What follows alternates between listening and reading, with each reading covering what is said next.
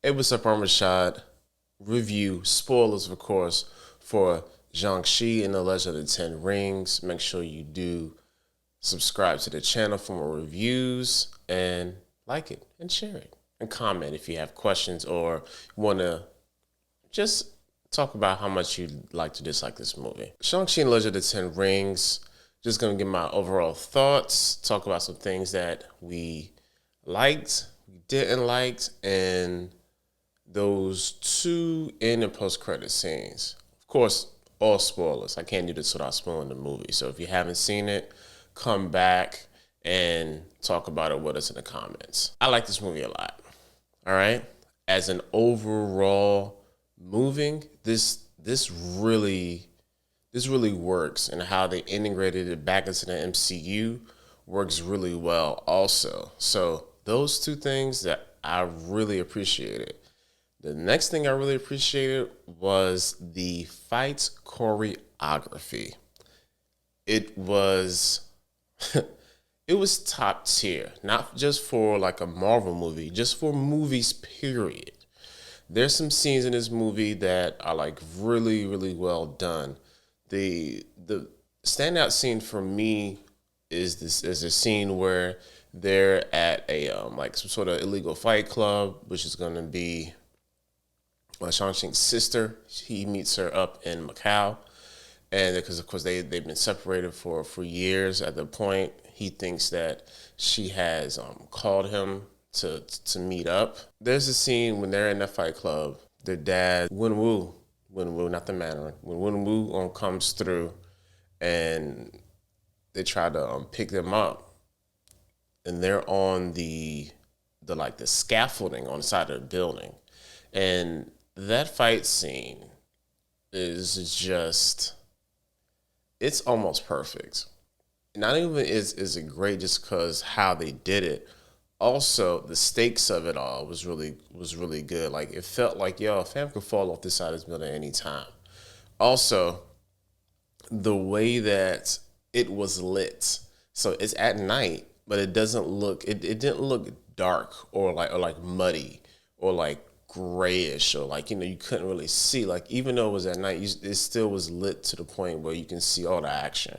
And that's another thing that I respect for them too. Like most of their action scenes were like during the day, so you can be able to really fully appreciate the fight choreography. Like a lot of movies, they'll hide the fact that nobody can really fight by doing it like in the dark or at night, or some weird camera angle to hide the face of the star actor because they didn't put in no work.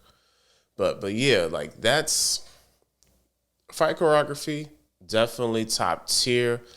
Probably the best fight choreo for any Marvel movie in general. I mean, when it comes to just sheer fighting and action, this definitely is maybe top three. I mean, I had to see this movie a couple more times because number one for me is, of course, The Winter Soldier. The Winter Soldier was just visceral, and this one is just as visceral, but it's just different because, of course, it's all martial arts.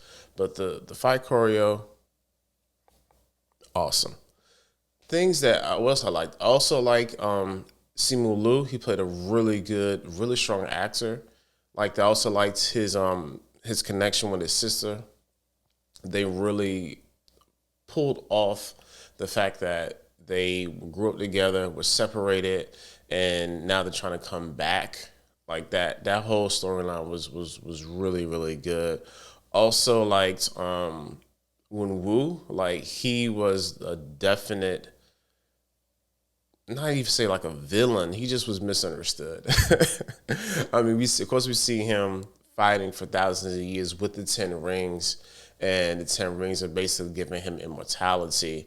And how he met his wife, of course, their mother, in this sort of like mystical, tucked away, different dimension on Earth of Talo. Talo is just like this hidden place, and there's this village there of people, which we learn later on.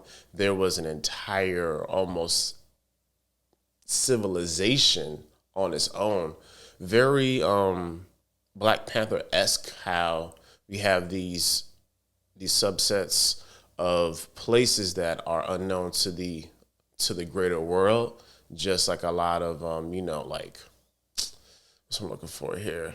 Just a lot of like lore and maybe only a few people really know. It's a lot of folk tales, so to speak. So yeah, so when he gets to the point where he meets his wife, even that scene in Talo where it's very highly stylized martial arts and very is almost the way Talo looks in that scene was very Crouching Tiger, Hidden Dragon esque. So they pulled all these different styles off in this movie, and I really was appreciating that. Every action scene in this movie, like it pops. Like there was no wasted action. Like, and there was a lot of action scenes, like the bus scene that's in the that's in most of the trailers. Like that scene in itself was so much more than what the trailer showed. I mean, I was like, yo, it's gonna be this what we already saw. Nah, it's so much more. I think Simu Liu sent out a tweet a few days ago, like, yeah, I know it's a lot of trailers, but this movie has so much more than what the trailer's actually showing.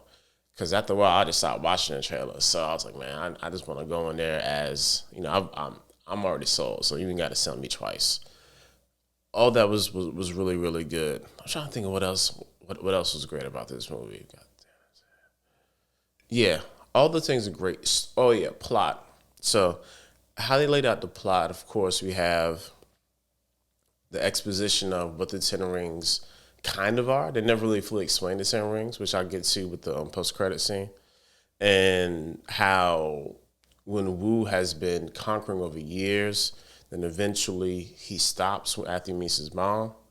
I mean Shang-Chi's mother, and then Shang-Chi's mom gets murdered because Wen Wu's past comes to meet him, and they witness the brother and sister, of course, Shang-Chi and Jiling witness their mother dying. Dad ends up becoming bitter and hardened by it, so he puts the Ten Rings back on and just becomes a killer. The the whole point of the whole movie is he's not even really like a super bad person, but he thinks that he as in Wen Wu thinks that his mom is his wife rather is calling him to come get him, and Talo is where she is. So he thinks that they trapped her back in Talo and that she's not actually dead. This is the kind of the point of contention. This is the reason why he kind of collects them up when they went to Macau to bring them back home. And the thing is, of course, mom isn't really calling him. It's the monster behind the wall, so to speak, and that's kind of it's called the dweller in darkness. Was this really huge dragon that is basically ate all the civilization that was in Talo. It was like a sprawling, almost like cities. They said, and that thing with this little small minion type things, kind of really destroyed and decimated a lot of the largest cities, and Talo being the remaining one. And they have been guarding this thing behind this wall for centuries. And that's kind of the whole contention. And we find later on that Michelle Yeoh, who is Ying Nan, that's going to be their aunt, tells them that, hey, we've had many people try to come, and every time they came, the thing that they say is that somebody is calling to them from behind it, when it's really just the huge evil dragon and is lying to them. So that whole notion of the movie, that works as well.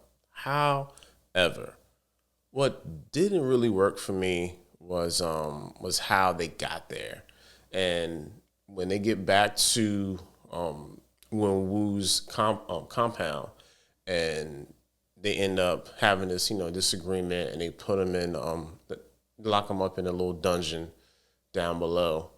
We see Trevor Slattery. So Ben Kingsley is back in this, and he had a real fun because like Trevor Slattery was funny, and they also explain how the whole because there was this whole little like monologue that Woo did about how they tried to steal my name. I was called a Mandarin. I don't understand how America, the world, was scared of an orange. So they addressed the whole elephant in the room of the appropriation of this name of the stereotype right in the movie. So that was good. But yeah, the way they got to Talo was pretty whack. They had this little random creature thing, and Trevor could speak to it. Like I just wasn't like it took me out because it just was so goofy. But other than that, like that didn't work. Also, to be honest, Awkwafina really doesn't work for me either. I don't see her as a potential love interest to Shang-Chi. She tries to come across as like aloof and lazy, which of course she does really well. But when she has to kind of transition into being a more serious, more focused person there for her friends, like I don't buy it. And especially after the whole, her whole appropriation issue with AAVE from a few weeks ago, I'm really cool on Awkwafina right now. So yeah. Let's see what Marvel does from here on out. They're probably gonna keep her anyway. I'm pretty sure she has like a 5-picture deal. But yeah, I wasn't really feeling her.